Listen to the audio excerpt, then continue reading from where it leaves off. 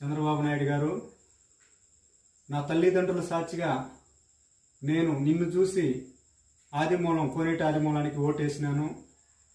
ఇప్పుడు వైసీపీ ప్రభుత్వంలో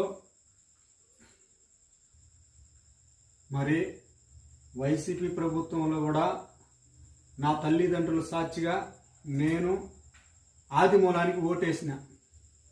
ఎందుకు వేసినానంటే ఆదిమూలం ప్రజలకు మంచి చేస్తారు, మేలు చేస్తారు అని ఎవరు ఆదిమూలం చూసి ఓటేయలేదు. చంద్రబాబు నాయుడు గారు, జగన్మోహన్ రెడ్డి గారు, మీకు ఒకటి నేను నా బాధాకరమైన విషయాన్ని నేను చెప్తున్నాను. ఏ పొద్దు కానీ నేను చిన్న మాట జగన్మోహన్ రెడ్డిని కానీ నేను తిట్టినట్టు కానీ ఏ వీడియోలైనా ఉన్నదా? ఏదైనా ఆధారం ఉందా? అదేవిధంగా కోనేటి ఆదిమూలం గారిని నేను దుష్కరంగా ఏమైనా మాట్లాడినా? ఎప్పుడైనా